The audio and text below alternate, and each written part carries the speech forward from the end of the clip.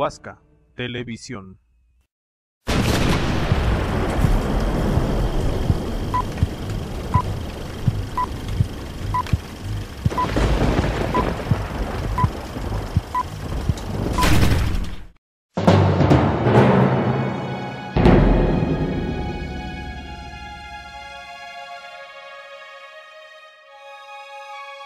Miguel Hidalgo y Costilla.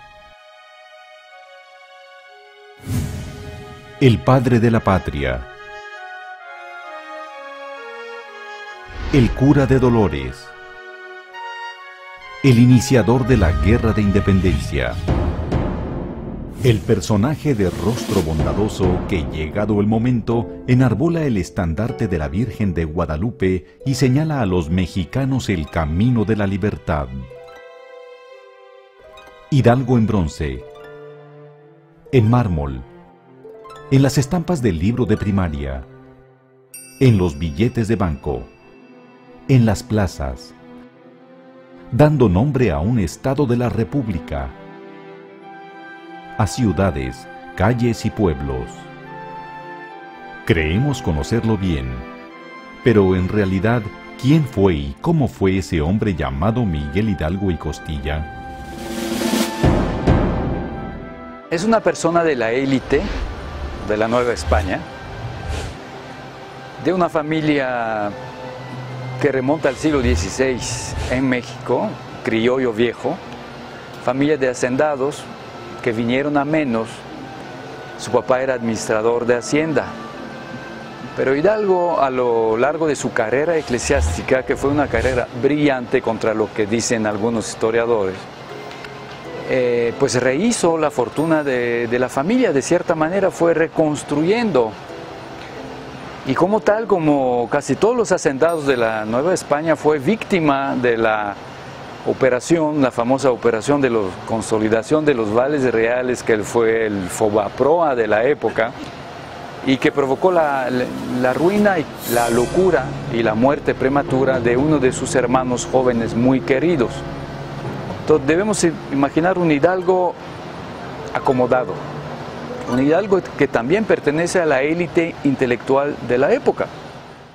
Hidalgo nació el 8 de mayo de 1753 en la ex hacienda de Corralejo, jurisdicción de Pénjamo, Guanajuato, hijo de don Cristóbal Hidalgo y Costilla y de doña Ana María Gallaga. Recibió la mejor educación que era posible ofrecer en la época. A los 12 años ingresó en el Colegio Jesuita de San Francisco en Valladolid y Morelia. Más tarde asistió al primitivo Colegio de San Nicolás, del que llegó a ser rector en 1790. Se graduó en Teología en la Real y Pontificia Universidad de México. Durante su estancia en las distintas instituciones, presidió sociedades estudiantiles y literarias. Así que, con lo mejor de la sociedad, un hombre muy culto, un hombre que tenía una formación clásica, podemos decir del catolicismo moderno del siglo XVIII, que leía, no solamente leía en francés directamente a los autores, sino que era capaz de traducirlos. Tenía dos pasiones, además de, digamos, de su labor pastoral que siempre llenó a conciencia, era la música y el teatro. Él por ahí confiesa que uno de sus pecados es comprar violines y de vez en cuando cambiar de violín para tener lo mejor. Y hasta la fecha son instrumentos caros. Y su otra pasión era el teatro. Podemos decir teatro amateur.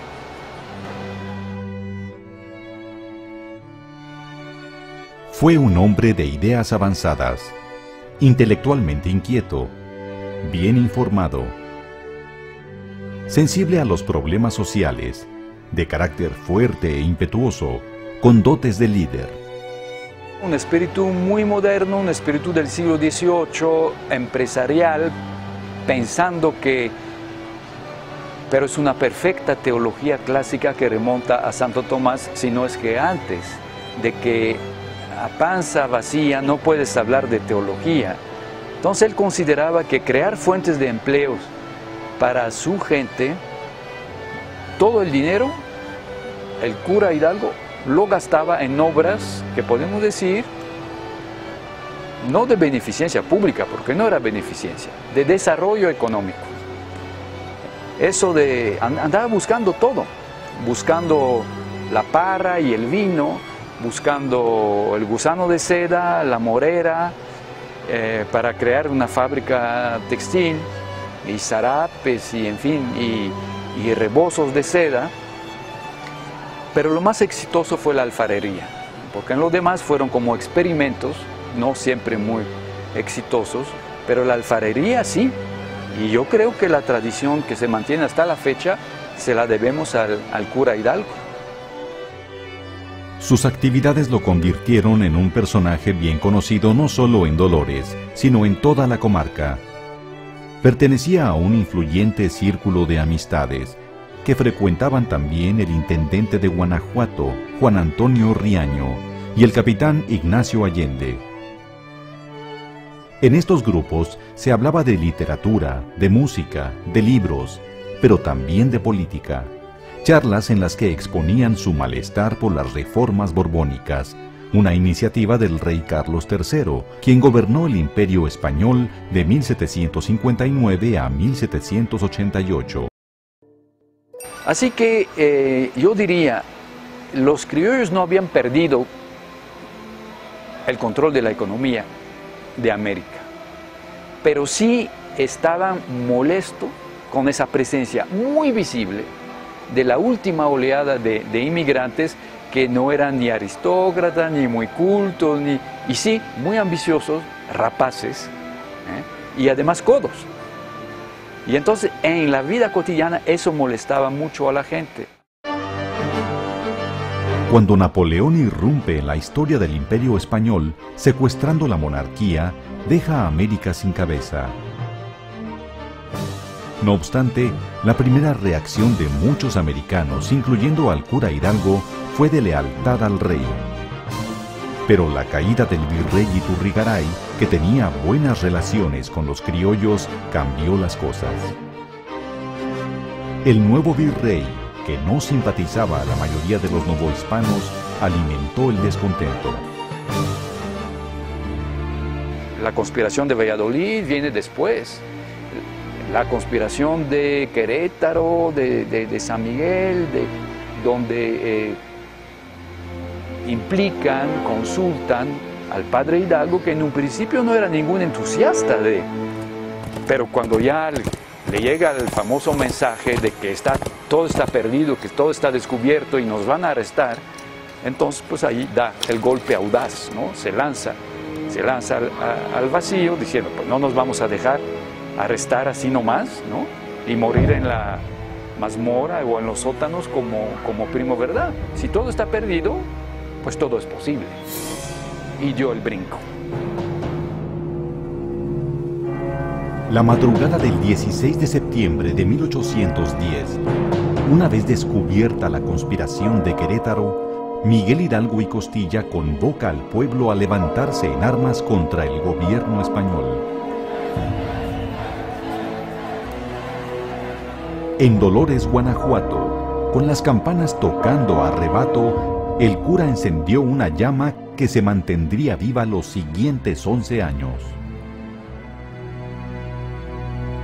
Después de una relampagueante campaña triunfal, cuando las tropas de Hidalgo tenían a la vista la Ciudad de México, se ordenó la retirada.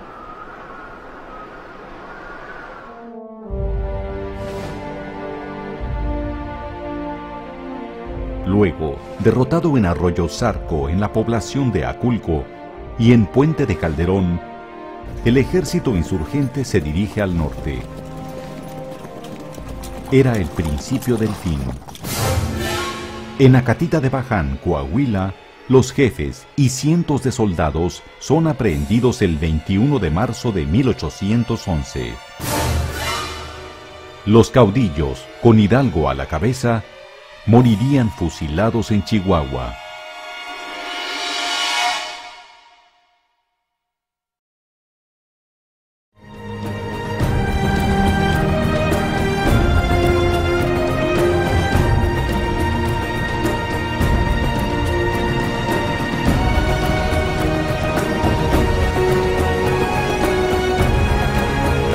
Cada 21 de marzo, en Acatita de Baján, coahuilenses rinden homenaje a don Miguel Hidalgo, el hombre que se atrevió a soñar con una patria libre y soberana.